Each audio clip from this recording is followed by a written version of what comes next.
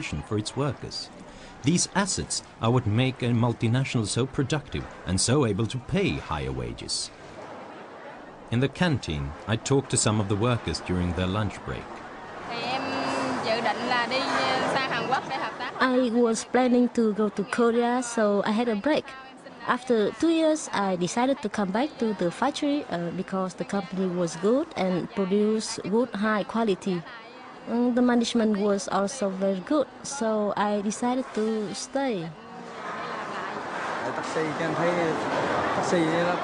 I was a taxi driver, but after a while business wasn't good, so I decided to come back and work here. My wife works in the cutting department and her salary is higher than mine. In fact, Sichi is paid 3 times more than her husband because she's risen to management level. Watching workers playing sport during their lunch break, it was hard to see what the anti-globalists were so stressed out about.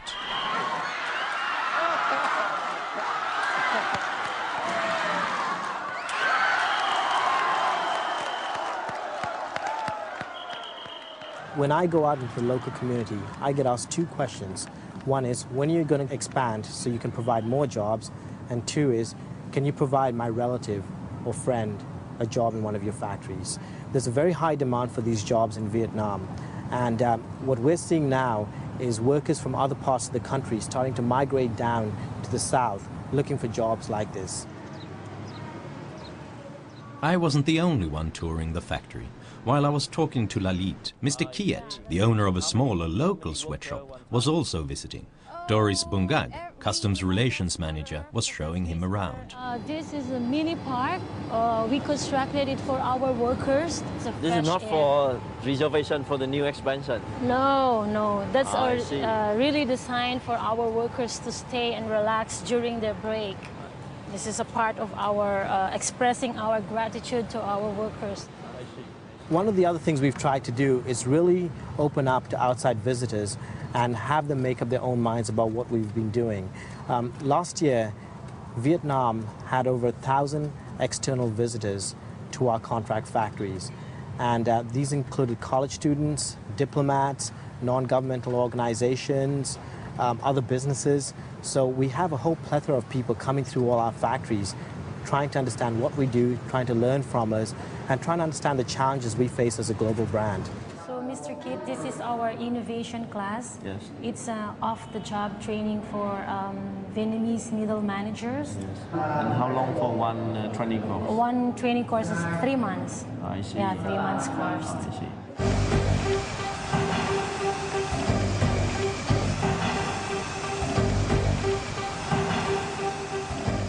Later, I caught up with Mr. Kiet. His factory also makes shoes for export, and I was curious to know what he'd made of his visit to Nike. Before I visit some foreign factory, especially Nike, we have a question. Why the foreign factory here, they work well and they can export much more? And anyhow, they are better. Why they better than us? And after I visit Nike, and I know the answer.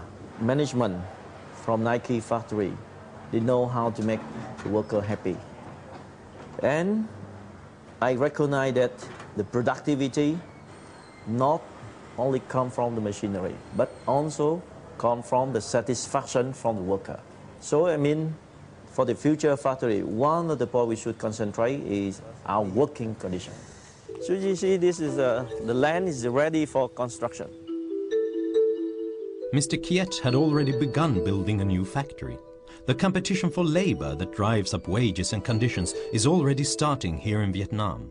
Local factories don't go bust when a multinational moves in, as the anti-globalists fear. They improve and grow, thus stimulating the economy. And Nike benefits the community in other ways. Just a couple of years ago, the road outside the Nike factory was empty. Just look at all this commerce close to the factory. All of this used to be rice farms. Some critics would say that, yes, perhaps the presence of Nike here and foreign investments can create an economic development in this short run, but then wages will increase and reach that point that business will leave and go to another country with lower wages, such as China. And what is going to happen to Vietnam then? I would challenge those critics on a couple of points. One is Nike has been in countries like Thailand and Indonesia for over 20 years. The wages in those countries, in Thailand, for instance, the wage is almost double what it is in Vietnam. Now, what happens is, as you stay in the country longer, your productivity increases, and you find out that workers produce more even as their wages go up. We expect the same to occur in Vietnam. We expect wages will go up. We also expect to be here for a long time. Actually, if Nike does move on because wages have gone up, it's a great thing for Vietnam, because Nike will have played its part in developing the Vietnamese economy.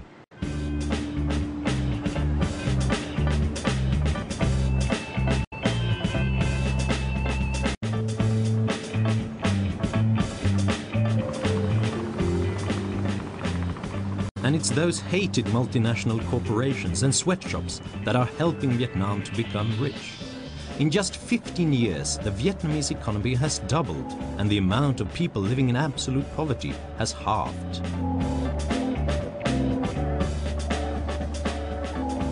In fact, poverty thrives in precisely those countries that fail to embrace globalization.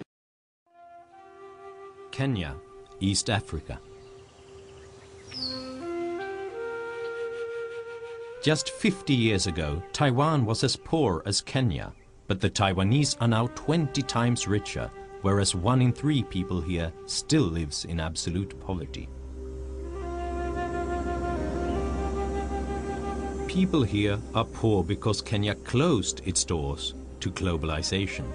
More than half of the Kenyan population works on the land. Most farmers are still poor because the Kenyan government has never given them property rights. Whereas in Taiwan, giving people their own land was the first step on the road to industrialization and growth. Here, farmers like Simon Wamwaki can't even hope to expand. Simon is not even allowed to build on his land, and anyway it would be pointless to make the investment, as without ownership he wouldn't be able to reap the rewards. This land still belongs to the government. I'm farming it only for a short times. Even if we are cultivating the land still belongs to the government. So we do it like as if we are moving. We fight for survival for today and tomorrow. So you will never get the property right? You will never get the property rights, never. How do you think agriculture would change in Kenya if all of you got property rights? If we are allowed to do so, Kenya will be a very bright, very prosperous country. But Kenya is not prosperous, hampered by bureaucracy at home and export restrictions abroad. Kibera is a shanty town clinging to the edge of the capital, Nairobi. Here, nearly 1 million people are crammed together without running water, sanitation or electricity. There are plenty of entrepreneurs here, but for all their hard work, people are poor. So why can't their businesses thrive? Yet again, it's about land. No one owns their plot. What do you think would change in your life if you had a property right to this shop and to the land? If I can get capital, enough capital, and start a business like the other one, I can make it. Would you get help from You can't get help from nowhere. It will be a problem. If you don't own your land, you can't expand or secure a loan. On top of that, traders here have to buy a license. According to the World Bank, it takes 11 procedures, 68 days and half a year's income to get one. It's no wonder that half of all Kenyans work on the black market.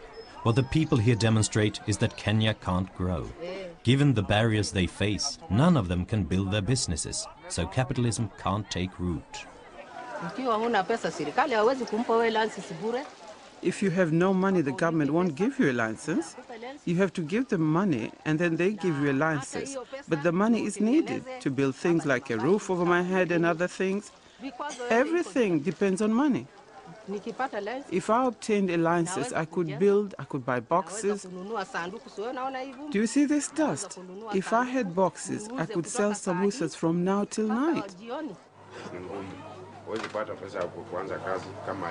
You can't get money to start a business like this if you have no means. It's hard to get machines like this if you have no money. If I had money to start a business, I would open my own barber shop. But there are signs of change. In December 2002, a new president was elected, ousting the notoriously corrupt regime of President Daniel Arap Moi. The new government is breeding new hope, and the mood in the country is buoyant. June Aranya, a 21-year-old economics student, is passionate and idealistic about her country's potential to grow. The kind of Kenya I'd like to see is a Kenya where people's ideas could be turned into reality, where ideas would be given the opportunity to compete, so that all the talent we'd have doesn't go to the grave. A Kenya where all the other ideas out there that everybody has access to are allowed here. A Kenya where if you're Bill Gates and Windows is in your mind, you can become a billionaire.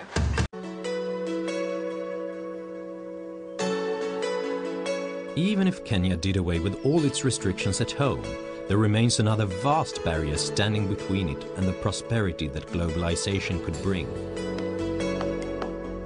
Wealthy countries have imposed high tariffs on almost all the agricultural products Kenya could export to them, with the exception of some vegetables and flowers.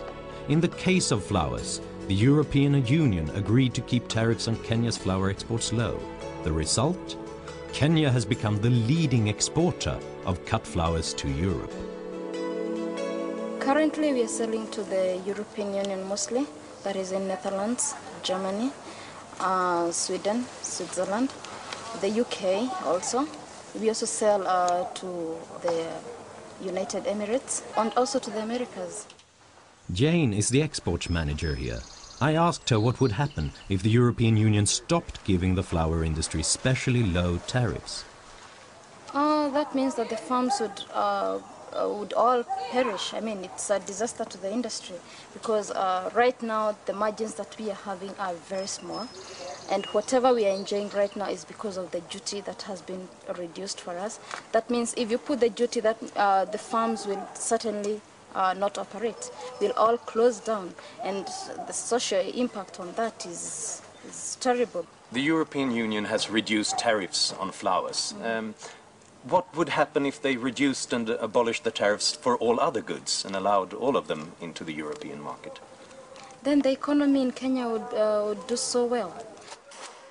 But Kenya isn't doing well, despite these isolated success stories. And I believe that's partly because what we are currently doing is even worse than just trying to keep Kenyan agricultural exports out. The European Union protects our farmers by subsidizing food for export to countries like Kenya. The result? Formerly thriving commercial farms like Peter Mwangi's are suffering. In fact, over the last few years, Peter has had to stop cultivating large parts of his land. Some people in Europe, they think that they are actually helping a country such as Kenya when the taxpayers are subsidizing wheat and so on. What would you say to them? Oh, they are not helping Kenyans because they bring wheat when we don't need it. Well, they should bring when we ask them to bring, maybe when we have drought. Or maybe they could be taken to a country like Ethiopia or Somalia where they don't grow wheat. But when we need it at the right time, they can bring, but not when we are harvesting or when we have a bumper crop. But how do you imagine I'm having a crop, someone brings another crop from outside the country, dumped it here, and I want to harvest? My wheat is not bought. It's not fair at all. So the EU subsidizes our food exports, and hard-working farmers like Peter suffer. And then, when there's a food shortage a few years down the line, we send more wheat as food aid. Kenyans are good at farming.